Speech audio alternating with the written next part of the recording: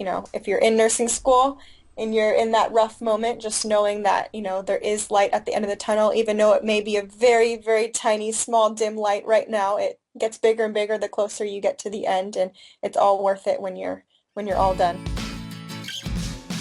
Welcome to the NRSNG.com podcast, the podcast created by nurses for nurses. Are you ready to take your learning to the next level?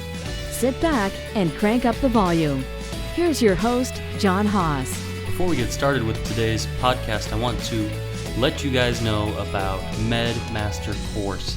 That's medmastercourse.com. Medmastercourse.com is our complete pharmacology course designed specifically to help nursing students and new nurses understand and demolish nursing pharmacology. Within MedMaster Course, you get every single podcast episode ever recorded. You also get 8+ hours of high-definition videos explain the most common medication classes in high detail. You also get tons of freebies and handouts. This is the course you need. We also go over math for meds. We cover the 12 tips to answering any pharmacology question. And we basically give you the tools you need to completely demolish nursing pharmacology. So head over to medmastercourse.com and check that out, and we'll see you on the inside. Hey everybody, welcome to the show. I'm so excited today to bring on Miss Ashley Adkins, RN. She just passed her NCLEX and she just got her first job on a med-surg floor, and she was so much fun to talk to. She has a lot of wisdom for you guys about how to pass the NCLEX and how to find your first nursing job. She actually showed me some tips and tricks for finding a job that I hadn't even thought about before. So enjoy this episode. If you like the episode, be sure to head over to iTunes or Stitcher, leave a review, leave a comment. We'd love to hear your thoughts. If you want to hear more episodes like this of interviews with nursing students and graduated nurses. Also, there's a little tiny buzz for the first 8 minutes of the episode. I'm not sure what that is, but it goes away after 8 minutes. I tried to kind of cancel it out as much as I could.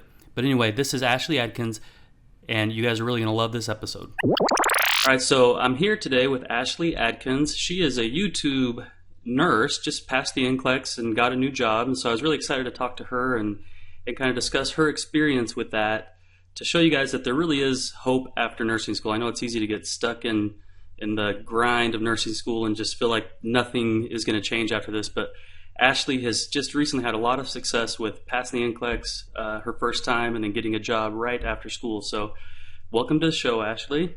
Thank you. Thank you for having me. You bet. And I'm excited to talk to you. I wanted to just kind of get your thoughts on passing the NCLEX and getting a job and see what you can share with us. Yeah, definitely. You bet. So tell us kind of a little bit about yourself, and then share a bit about your journey in nursing and yeah. Yeah, so I was born and raised in Arizona, and I actually went to school in Arizona at Arizona State University to get my BSN in nursing. And so just finished up school last month. It's been a month and 3 days, not that I've been counting or anything. And I moved up to Washington after I graduated to come be with my husband, who's in the military up here. So it's been fun kind of moving in and getting everything settled. So just graduated, moved, and took the NCLEX about 2 weeks after I graduated and passed that. And so it's been an exciting past month for me. Yeah, for sure. Did you take the NCLEX in Washington, or did you stay in Arizona to take it? I took it up in Washington. Okay. Was that hard, getting all the permission to take it there while you were still in Arizona, or how'd that all work? I was worried that it was going to be a lot more complicated than it was, but since the NCLEX is, a national exam, they had pretty much very similar procedures and steps as far as applying to Washington State Board. I just had to, the main big difference part was I had to actually call my school and tell them to send my transcripts and a special approval letter to test form to the Washington State Board. So that was really the only difference. But I actually got my approval letter to test before any of my Arizona friends did. So I was surprised because I thought it would take, a little bit longer since my school had to do kind of an extra step for me. Awesome. So where's your new job at? Where are you going to be working? I'm going to be working on a med-surg floor. It's a smaller hospital here. It's I think it's about 20 beds for the med surg floor, which Hmm. is different for me because doing my clinicals back in Huge, Arizona, I yeah. was at these huge hospitals, where there's like a 200 bed med surg floor, it felt Right. like. So, but I'm excited. I like the smaller town hospital feel. It'll be nice to kind of get to know, not just the nurses in my unit, but also the nurses in the other units as well. Absolutely. So I mean, the whole hospital itself is maybe 50 beds or so. Yeah, I believe so. I actually haven't like toured the hospital Yeah. yet, but based on my research and kind of some people I've talked to, it definitely is smaller. Well, I think that's a fantastic way to start. My wife is a dietitian. Her first job was in like a 50-bed hospital, and she really liked it because there was opportunities that you wouldn't get in the big hospitals, because there's Hmm. less staff, and so you get a lot of chances to learn. Yeah, I'm excited. I had one clinical rotation back in nursing school when I was doing my IC rotation, and that was at a smaller hospital, and it was about 50 beds, and it was my favorite clinical rotation, not just because I loved the ICU, but also because, my experience at the smaller hospital. So I'm hoping that this is similar, except now it's my actual nursing job. So And so is it, we'll talk more about your job. Well, we'll talk more about your job in a minute. So tell me, what are you most excited right now about nursing? I mean, that's probably changed since finishing school. And now that you're actually RN, Ashley RN, what are you excited about with nursing? there's a lot of things I'm excited about. I think the thing I'm most excited about and also kind of my biggest fear going into my job is being independent. Going through clinicals, always had a nurse that was with me all the time, breathing down your neck, but in a good way, making sure that you're doing everything correctly. And I know in nursing, you're never alone, but, Mhm. eventually I am going to be independently on my own. And so that's what I'm most excited for. Also, my biggest fear. Another thing is I'm excited to pass meds and um, before I was never allowed to just go and grab meds and pass them, alone. Now it'll Right. be kind of exciting to, do that little thing and feel more independent. Absolutely. I think that's the best part about graduating is just getting that. I mean, but like you said, it's scary and it's exciting because you're finally like a nurse, but then it's like I don't know what the heck I'm doing though, but it's a lot of fun. Yeah, yeah, I'm excited to kind of spread my wings and fly. My last semester, was kind of noticing, you kind of form your own little habits a little bit. And every week I was paired with a different nurse for every clinical shift that had their Wow. own way of doing things. And they would kind of always correct me on how I was doing things to give me kind of their personal opinion, which is good. But after a while, I was kind of like, I'm ready to spread my wings and fly and, go out there and show the world that I can do You can this. do it. Absolutely. Well, I think you'll do great. I've been watching a lot of your videos on YouTube, and I think that you have a good perspective on what nursing is and where it's going as a profession and things. So I think you're going to do a great job. Well, thank you. I appreciate that. So I watched your video about. It was one of your recent videos about the actual NCLEX. I think it was Yes. about a week ago. And one of the things you mentioned there is that you um, had to wake up like at 3 or 4 in the morning, and it was a couple-hour drive to get to the test. And Yeah. that reminded me when I actually took the NCLEX, I got a hotel downtown in Dallas, like right across the street, because I was so afraid of like sleeping in or bad traffic. Uh-huh. Yeah, tell us about your NCLEX experience and what you would suggest to people. Yeah, so I had to wake up very early. I believe I woke up at like 4:30 just because it was over a 2-hour drive, but I had to drive to Seattle, which Wow. traffic in Seattle is a mess. Hmm. So I left 3 hours before my test. Oh I my gave gosh. myself about an hour cushion. So I arrived super early, but I would rather be way early than way late. Oh So yeah. the whole NCLEX experience, I actually had an awesome experience. Before I took the NCLEX, I obviously talked to a lot of my friends who had taken it and read blog posts and other YouTubers, and a lot of the, I guess, common experiences where they left the NCLEX feeling very discouraged, like they Hmm. didn't do well, and I actually left the NCLEX and I felt, very confident, and so for me that was, you know, a good thing, I guess, Oh, absolutely. not to Yeah. have that fear. But overall, the whole experience was very smoothly for me. And I think a lot of that had to do with how I prepared for the NCLEX as well. So with it being so far away from where you were at, did you like drive down there a couple days before and find out where it was at and stuff, especially being like in a new place or? I didn't. I just Wow. winged it. So you're But a I lot mean, more relaxed than I am. I think I have a lot more anxiety than you. I'm like I drove down there before I got a hotel. I got there early. Like I was so worried of one thing going wrong, you know? Yeah, I mean that's definitely always a fear, but I guess I figured if I leave early enough, then hopefully nothing will go wrong and I'll give myself enough time in case my car breaks down, I can hitchhike a ride or Oh my something. I goodness. don't know. Well, yeah, that's great. I think that's a good personality to have for sure. Oh, thank you. So what was how did you prepare? Like if I know looking back, you probably studied things you didn't need to study, but how did you prepare and what would you tell people differently now that you've taken the test? So I kept my studying pretty simple, I would say. I actually started studying back in May, so about 3 months before I actually took the NCLEX. Yeah. My school gave us access to a bunch of NCLEX prep questions through ATI. That's kind of Mm-hmm. what our school used. And I just started doing, anywhere from 50 to 100 questions a day and went anywhere up to, sometimes I do about 300 a day if I wasn't as busy. And so my prepping really focused on just doing a ton of questions. I mean, I wish I would have like kept track of how many I did. I probably did 3,000 some odd questions. Uh-huh. Um, but talking to a bunch of my friends that have taken the NCLEX and how they prepped, a lot of them said the biggest thing that helped them was doing a bunch of questions Mm-hmm. over and over. And I agree. There's so many, great resources out there. There's a lot of prep courses, which nothing against any of the prep courses. Those are great as well. But I think the biggest thing is just getting used to the style of questions and answering the questions how, NCLEX wants you to answer them, not how you think you should answer them. Exactly. And that's kind of the way I prepared too. My biggest thing was questions, questions, questions. And one thing that I found that a lot of students and nurses get into though is they like to they like to do good on their practice tests, right? So they start taking more and more things that they're familiar with. Hmm. And what I found helps more, and it's hard to do sometimes, is to try to find the areas that you're weakest in and take as many questions in that as you can, and then slowly become better in those areas. If that Yes. makes sense, I don't know. Yeah, no, it's definitely disappointing when you take a practice test in an area you're not good in and you get a 40% Hmm. versus when you score an 80% on a section you're good in. And I noticed I did that at first too. I was, very good at OB and like pediatric tests. Uh-huh. And so I would do a bunch of those. I'm like, oh, I'm very good at I'm so these. But smart. Yeah.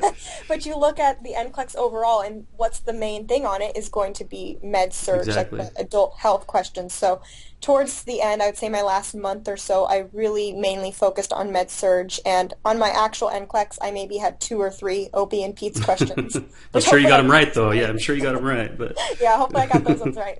But definitely, one thing, not that I wished I'd changed, because I kind of changed it towards the end, would definitely be focusing a lot on med surge, hmm adult health, not basic questions, but the bulk of nursing is basically med adult, surge, yeah. so that's going to be what's on the NCLEX a lot as well. I'm trying to think back to my study time too, and I don't think that, because that's kind of the way I approached it. I was like, okay, what's going to be the biggest chunk?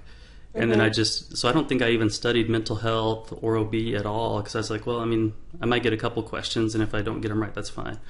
Hmm. And then when I took the CCRN last year too, I did kind of the same thing, like, because they give you a breakdown of exactly what they're going to ask, kind of like the Uh-huh. NCLEX does too. Yeah. And so I just left out everything that was under like 5%, and I was like, I just got to focus on what's going to matter the most, Yeah, yeah.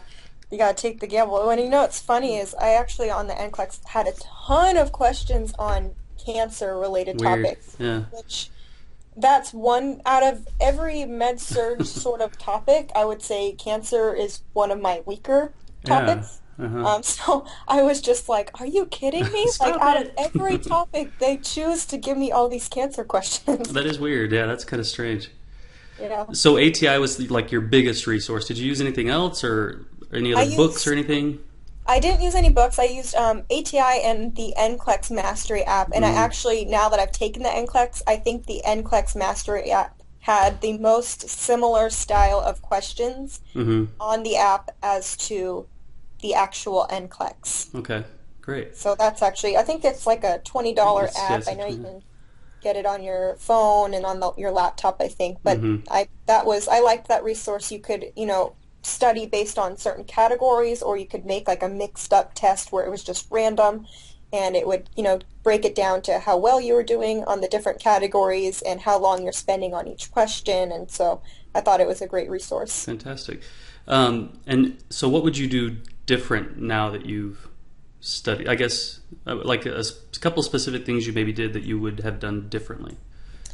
Um, I wouldn't change necessarily what I did. One thing that I might have added that wouldn't have hurt me was to actually use an NCLEX prep course, such as I know there's like Kaplan is the huge one, and Hearst to they kind of break down more so how to answer the questions. So that's one thing I could have added into, I guess you could say, my NCLEX studying. But I don't really have any regrets on how I studied. Obviously, now that I've passed, it's It's like, easy who to cares? say. Yeah. But yeah, so that's one thing that I could have added in, and I know a lot of my classmates did it, and they benefited from it. So Now, let me ask you this, if you don't mind answering. How did you do well in school? yeah, I actually graduated school at the 4.0. So Excellent, good. So, so so that's where I want to go to that then, kind of, because I didn't take any sort of like Kaplan or anything course like that either, because the way, because I feel like those are almost kind of more tricks. Like they teach you the tricks of answering questions. You know what I mean?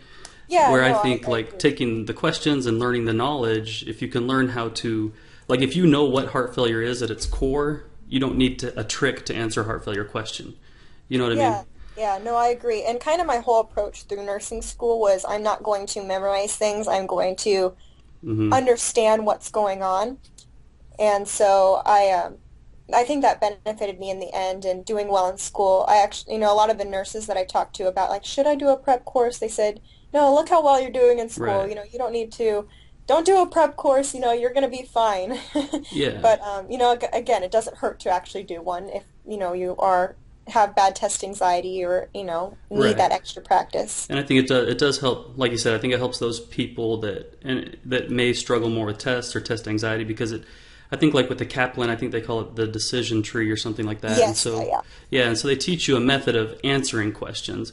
But I think if you prepare well in school, and that's kind of what we try to do with our website, and that's why I like you and Nurse Bass and Nurse Merce and stuff too, because I don't believe fully in like mnemonics and tricks. I think hmm getting to the heart of the disease process, then you can think forward and kind of understand what the question is asking.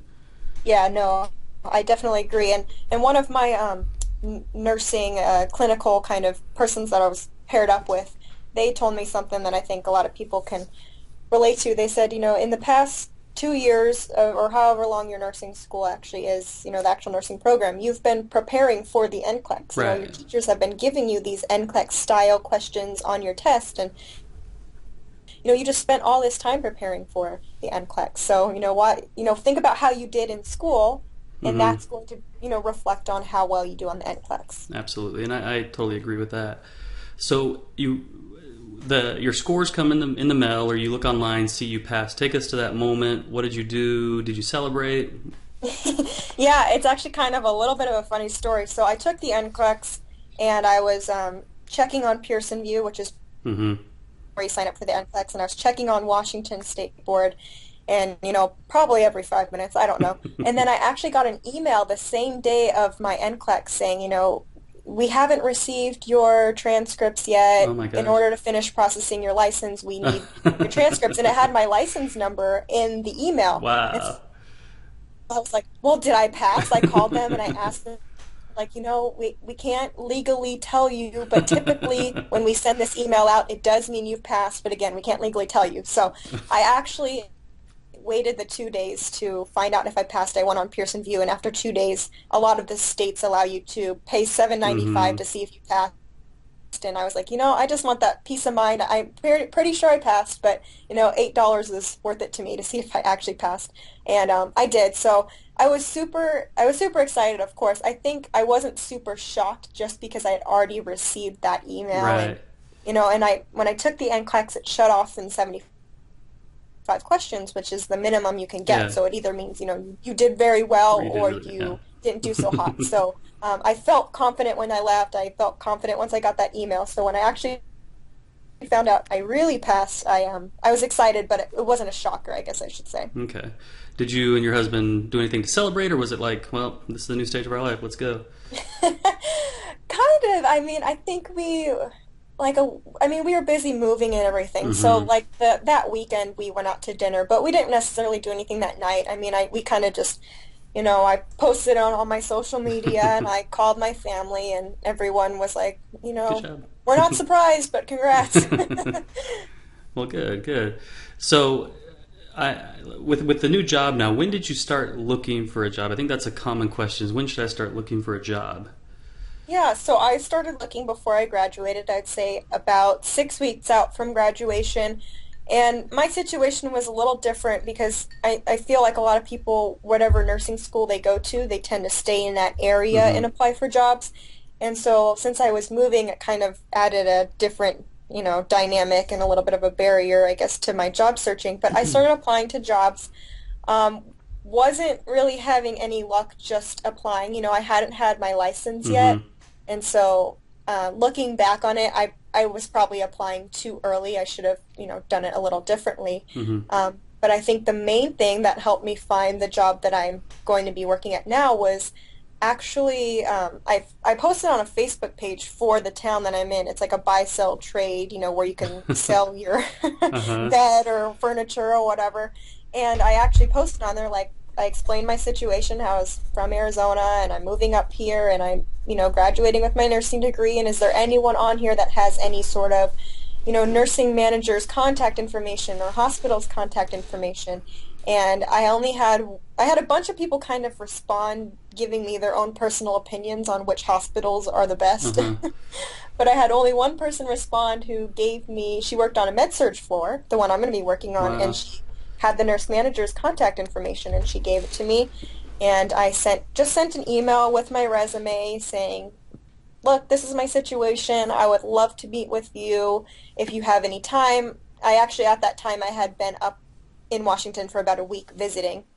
I let her know when I was going to be here and if she had any time, I'd love to just meet with her. And she wanted to meet with me, which I was shocked because I didn't have my license yet. And that actually turned out to be my interview, which I didn't realize it was actually going to be an interview. I thought it was just Meet and kind of greet. going to be a get to know me. Mm-hmm. But yeah, it was like a full-on interview, and I guess it went well because since then, this was back in July, we kept in contact. I would let her know every like 2 weeks or so. I'd kind of send her a little update on what I was doing Mm-hmm. and when I was graduating and when I was planning on taking the NCLEX. And then once I got my license, I called her and she said, we'd love to hire you. So Wow. that actually worked out well for me. I'm in a small town now, and so I was kind of concerned with, there's not Options. many options here. So I was very lucky, very excited that this ended up working out. So what website was it that you actually posted on? For like finding jobs. Well, like when you said like, "Hey, I'm going to be moving to town." What website? What or where did you post that? Oh, I was actually on Facebook. It was a Just Facebook like, group. oh wow, that is the first time I've heard anybody doing that. That's a good idea. Yeah, I just asked if anyone had any contacts for me. I didn't actually post my resume or anything like that. Mm-hmm. Yeah, and I got that one person who. That's all it takes, right? It takes Yeah, one job yeah, is all you need. yeah. Now that's a good idea. I haven't because I know there's a lot of groups like that. Like my wife is part of different groups like that and stuff. But that's a good idea.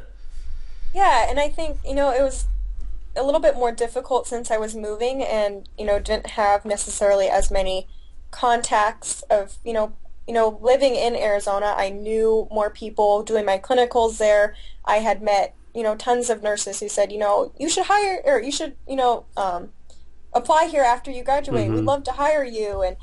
And I was like, oh, that's great. I'm moving. Too bad. So, I think as far as like nursing students, the biggest thing that you can do when you're in nursing school is, obviously one, be a great student when you're in clinicals, Mm-hmm. be eager to learn and show that you're willing to be open to new experiences, but actually talking with the nurses, talking with, introducing yourself to the nurse managers and just to put a face with a name. And so hopefully one day if you decide to apply there, they're like, oh, I remember Mm-hmm. that girl, Ashley Adkins. She had her clinicals here 6 months ago, and she seemed really nice. So I think that's the biggest thing is networking when you're in clinicals. Absolutely. Your most popular video on your channel is How to Survive Nursing School. And Yeah. I actually wrote a little note. I wanted one of the things you mentioned in there too was putting yourself out there. And I believe that too is the most important thing because, I mean, as an experienced nurse who precepts and stuff, I can tell you that the second a student comes in, I'm judging them. Like, without, I don't want that to sound mean or anything like that, but like, I'm evaluating, like, would this be somebody I would tell my manager about or not? And even Yeah. just the little things of like not being interested in report, if they don't have a pen out and paper and taking notes, or if I'm having to nudge them along all day, like eventually I'll just get tired of that, and it'll just be, well, I'm just gonna do my thing and get done. So I Yeah, think, no, yeah, putting yourself definitely. out there is essential because if you're hoping to get a job or if you're hoping, to be respected, because I mean you're working now in a small hospital. I work in a much larger hospital, but even large hospitals are small places. You get to know everybody within the hospital very quickly, Hmm. and your reputation will spread. And you want people to respect you.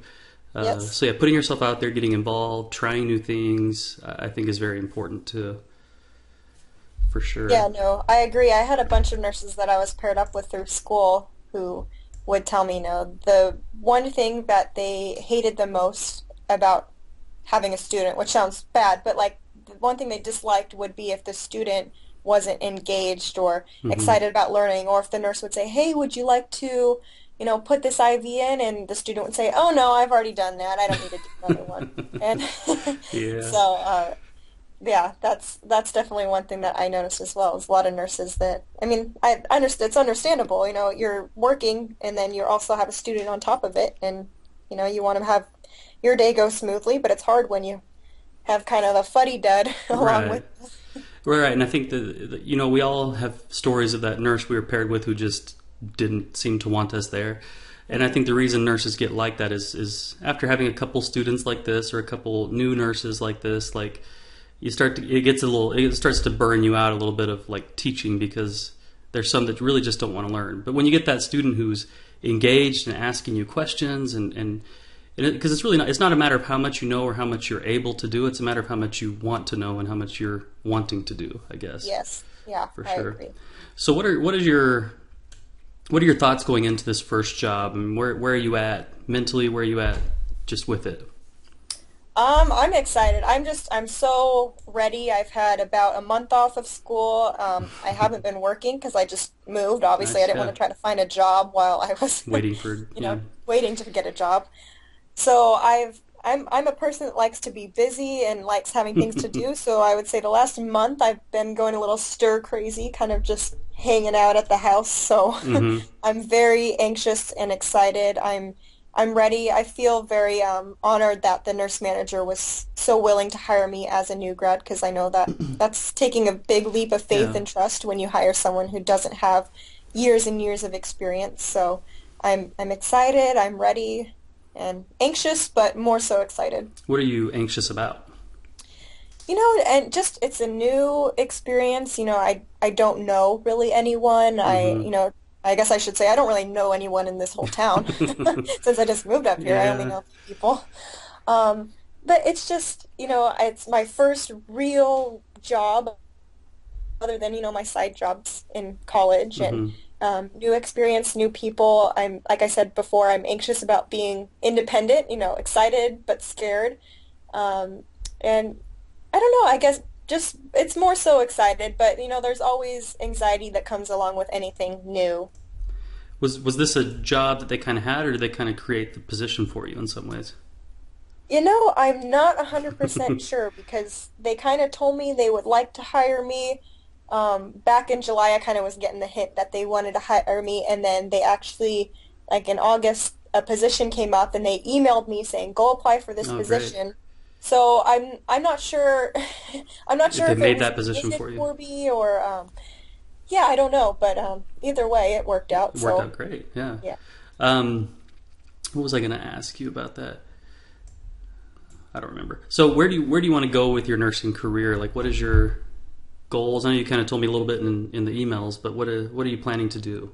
Yeah, so I mean, right now I'm obviously going to be on a med surg unit, which I'm excited for because I think med surg is going to give me a very great foundation broad knowledge spectrum. I'm going to learn a lot and learn a lot about the biggest, I guess, disease processes and things that are most common in adults. But eventually I see myself going a couple of paths. I would love to go back to school, whether that's to just get my master's in nursing or that's to get my nurse practitioner. I haven't quite decided on that. I know I definitely want to go back to school eventually. But I do see myself eventually going to the ICU, doing critical care, getting my CCRN is a big goal for me. Good. Back in my ICU clinical rotation. I always knew I loved ICU. I love adrenaline. I love critical thinking. But I think the biggest thing is I looked around at all the nurses there. I'm like, wow, all these nurses are so smart. It's like, I want to be like that. Good. So, yeah, it was motivating for me to see like, wow, how they just know so much. I mean, it's like a whole new level. They're titrating drips. I mean, they're keeping this patient alive, like not on their own, but pretty much on their own. I mean, you always have backup, but I mean, it was a great experience, and I hope to one day to hopefully go to the ICU and, gain experience there as well. I'm probably a little biased myself, but I love ICU nursing. I think it's because like you said, I mean, there's so much involved with it. Not that it's harder or better or anything than med surg by any means, but I don't know how to say it without. It's awesome. ICU nursing is incredible, and I think that's a good goal to have. When we do have nurses transition from med surg into our ICU and go through the internship and stuff, in some ways they're a little bit bored, because they're used to taking care of 6 patients and managing their time like incredibly well. And then they come to the ICU and have 2 patients, and they're like, well, now what do I do? So it's a completely different beast. And I have a lot of respect for med surg nurses that are able to do it, because like when I'm charge nursing and go to staffing and stuff like that, we talk about staffing throughout the hospital. I hear the med surg nurses, they're all at 5 or 6 nurses a piece. The charge nurse has 3 nurses themselves, and then they come around to us and we're like, we have 30 patients and we have 15 nurses, so everybody only has 2 patients, and I don't have a patient as the charge nurse, and it's completely different. But I really do love ICU nursing. Yeah, no, I do too. Yeah. So now that you're out of school, you've had a month to kind of contemplate on your journey through nursing school. What would you change, or what would you do differently if you were to actually be in charge of like a nursing curriculum? Well, one of the things that they did during, I guess, my school, they did this different style of learning. It was called flip the classroom. I'm not sure if that's a technical term or something they just made up. But it basically was, before you came to class, you had to do 3 hours of class kind of prep work. That was just, I guess, like the average number. Like they would put their lectures online, they would require the readings, which is different. Actually, I had one class like this, I should say. All my other classes, they were, you would, of course, do the readings before you came, but you'd show up to class and they'd lecture. This was different. You'd have to lecture, you'd get the lectures before class, and then you'd come to class and you would do activities, like based on the lectures and the material. So it's like you were learning the materials, and then you come to class and you are applying the materials. Whereas my other classes, you would come to class and learn, and then go home and try to still learn. Yeah. And I think looking back, a lot of people, since we only had one class like this, didn't like that style of teaching. I enjoyed it. I thought it was nice to have the lectures online at home that you could always re-listen to. Yeah. But I think one of the things, like as far as nursing curriculum, was that was such a great way to learn, even though it was different from, the different types of other classes that I had, because you learn the stuff at home, and then you went to class and you actually got to do activities, like hands-on activities to apply it. And, in nursing, you can read stuff in the book all day, but until you actually go and apply it, you don't really know it, if that makes sense. And that's like anything, you don't really know something until you can apply it, teach it, dream about it in your sleep.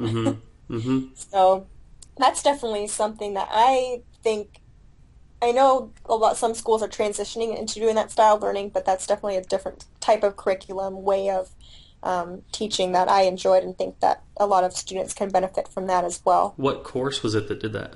It was pediatrics out of all Interesting. things. Yeah, it was interesting. It was different, but it was a good type of different. No, I think that I that sounds like an incredible way to learn because it kind of puts it into the student's hand to do the learning, and I think that's important. But it also gives, like you said, the support and the resources that you have a professor that knows what the heck they're talking about, and they're there to help you.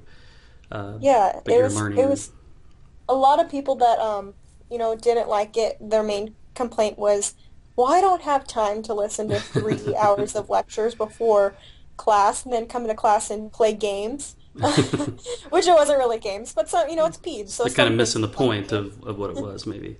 Yeah, but I mean, in nursing, I mean, you're constantly learning. I've heard from so many, especially new nurses, that they say they go home and they read, they learn more things because, you never know everything as a No nurse. way. And so it's just, nursing school is all about preparing you to hopefully be a good, a real nurse.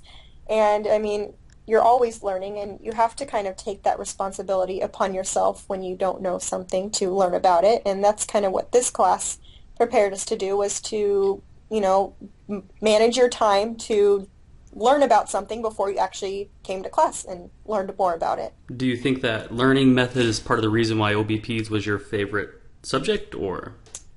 Um, no, not necessarily. I guess, I mean, it definitely helped. It definitely helped with as far as, when I was taking NCLEX questions.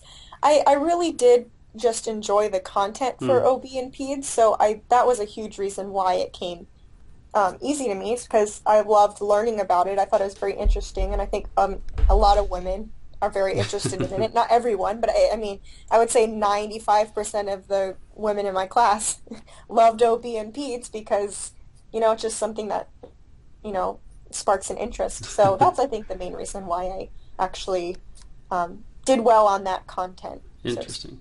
I can tell you that OB and Peds I had no interest whatsoever in it, and it was the only class I got a B in school because I just didn't.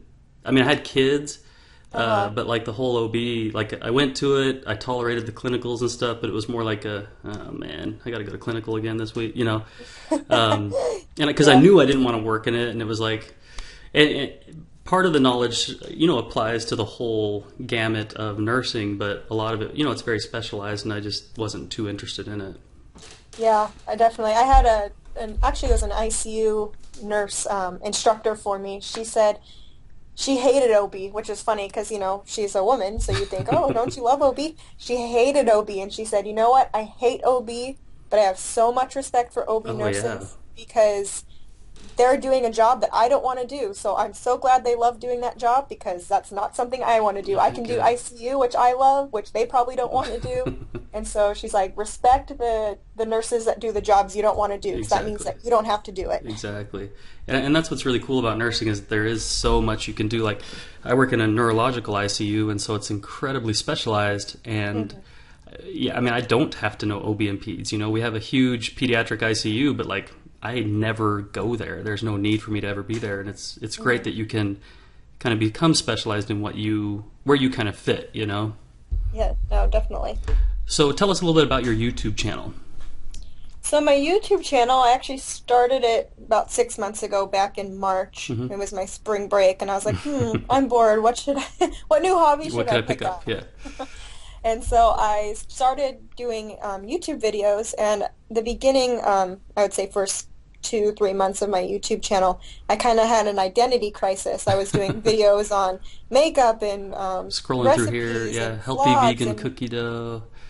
Yeah. yep, yep, yep. And I was doing a bunch of things which was great. I mean, those are all things I'm interested in. Hmm. I like doing a lot of things. And actually, Nurse Merce kind of brought it to my attention. He's like, you should, just a suggestion, I'm not trying to bash your channel. He's like, but, maybe you should create a separate channel for like your recipes and those things and just focus on like nursing. He's like, because people are coming to subscribe to you for a specific reason. So if you are doing just nursing videos, your subscribers are all going to be, watching your nursing Hmm. videos. And at first I'm not gonna lie, I was a little offended. I was like, how What does he dare know? he Yeah. bash my channel on all my videos? Like, I like making all these videos. But after I would say probably 2, 3 weeks, I was like, you know what? He's right. I mean, a lot of my most popular videos were my nursing Hmm. videos. And so I was like, you know what? I'm just going to focus on nursing. And, I may throw in a random video every now and then. But I decided kind of just to focus on nursing. And once I did that, my channel started to grow more. And it's been cool to kind of gain this unique little support system Hmm. whenever I publish a video. A lot of people comment on it and they tell me their stories and or their struggles or their fears. And so it's been kind of it's like its own little community in itself. And I never imagined that my little channel that started with like 10 subscribers would be over 2,000 now. Yeah. But it's been a fun journey. It's been a fun hobby for me and also a great, I guess, outlet for me as, I've been going through nursing school and now taking the NCLEX and finding a job and everything. Absolutely, and that's one thing I suggest to everybody is there's kind of, especially, and I'm going to go back to ICU nursing a little bit, I guess, but especially with ICU nursing where you're encountered with death and just tragic events all the time, you need Mhm. some sort of outlet. If you don't want to become an alcoholic, you need some other sort of outlet, and because you see it, like I work with all these young, girls and these new nurses and things that they don't have that support system, they don't have that thing, they don't work out a lot, they don't do. But you'll see that a lot of nurses are very incredibly passionate about something, Yeah. and I think that works as that outlet, to kind of relieve. Because nursing is an incredibly hard job. It doesn't get any easier after nursing school. You just Hmm. finish nursing school, but Yeah. you need some sort of outlet for sure. Uh-huh. No, I agree. And I think, I guess one regret I have with my YouTube channel, and it's not really a regret. Wish I would have been inspired somehow to start sooner. Like, when I was doing my prereqs and going through nursing school, just even as an outlet, but also a way to document my journey and like Hmm. my progress and to see how much I've grown. And it's been fun for me to go back to my first videos and be like, wow, just in this short amount of time I've grown so much. Like, imagine if I would have started back when I even started college before I even, was doing the actual nursing school part. And so, I mean, if anything, I recommend to any nursing students who are going through nursing school or about to start. I mean, it's a great, fun way to kind of document your journey, even if you don't publish the videos, just just to see how much you've grown. Absolutely, I think that's absolutely true. So now that you are a full-fledged nurse, do you plan to continue the channel, and what do you want to do with it? Yeah, I plan on continuing my channel. I want to continue. I mean, I'm always doing kind of advice and tips sort of videos focused on different, subjects. I want to, especially as I um, am learning more about specific topics on med-surg, I want to do, like a topic on heart failure or like a video, very like educational sort of videos. Hmm. Um, now that I'm actually graduated, and I also like doing just life update videos on how my job is going once I start and, kind of my experiences, of course, keeping it HIPAA approved.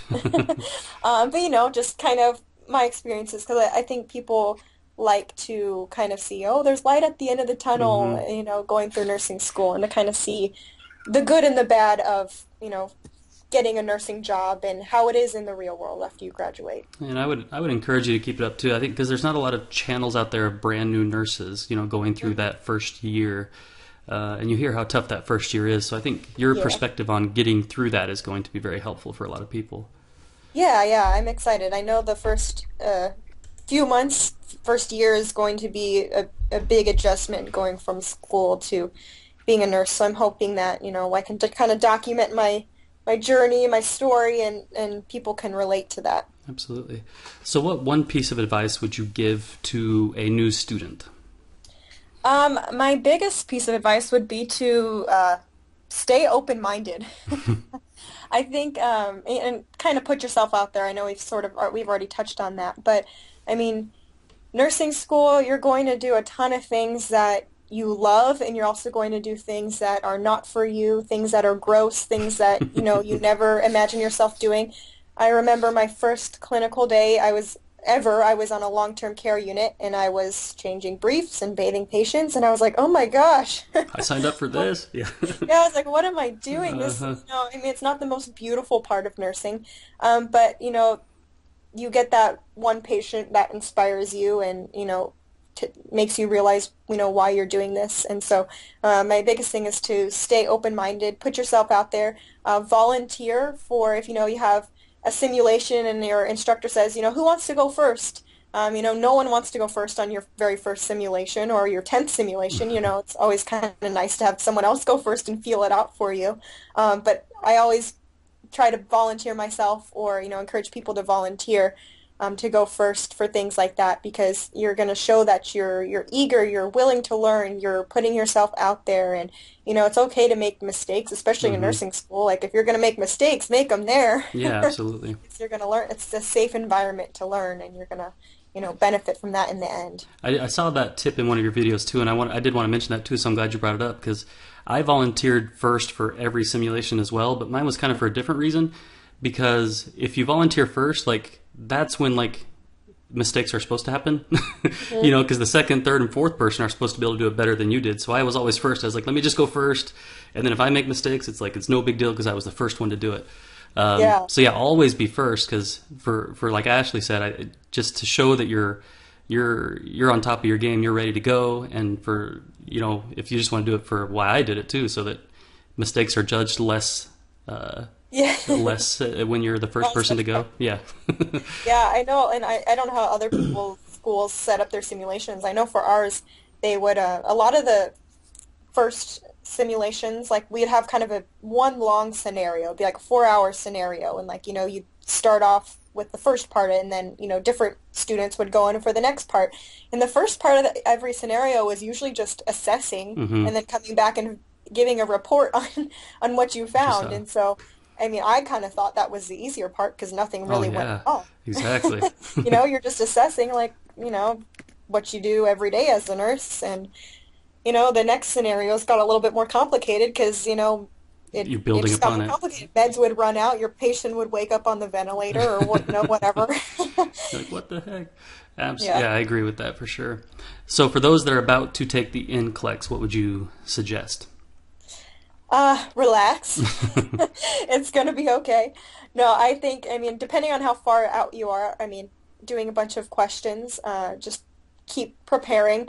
I like to always, this was kind of my motto going into tests in nursing school as well. I like to always go into my exams knowing that I did everything possible and I felt, like even if I had another day, like I've done everything possible up to this moment to study for this exam. And so I'm going to go in knowing that I have prepared every way possible, no matter if I get a B or whatever.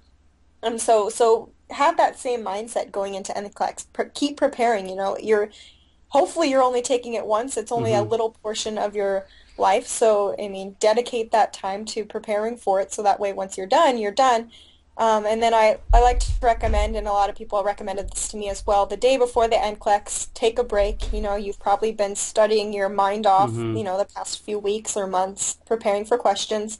You know, doing 100 more questions the day before is not going to make or break your NCLEX test score, most likely. Hmm. And so just taking that day to yourself to kind of do something fun, get your mind off of it. I mean, you're going to be nervous, you're going to be anxious, thinking about the test every second, but kind of giving your mind that little mental break so you can go in the next day and be prepared and, like a fresh start, sort of. Exactly.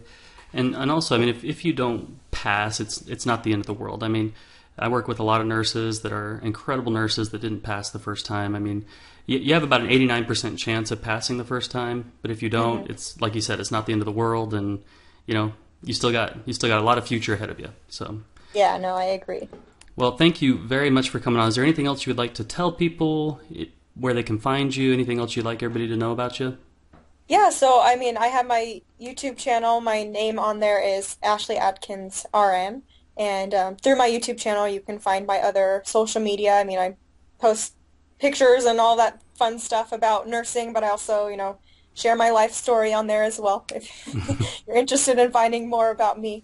But I think, as far as anything else I like to say, just, if you're in nursing school and you're in that rough moment, just knowing that, there is light at the end of the tunnel, even though it may be a very, very tiny, small, dim light right now, it gets bigger and bigger the closer you get to the end, and it's all worth it when you're all done. Thank you for listening to the NRSNG.com podcast. Visit us at nrsng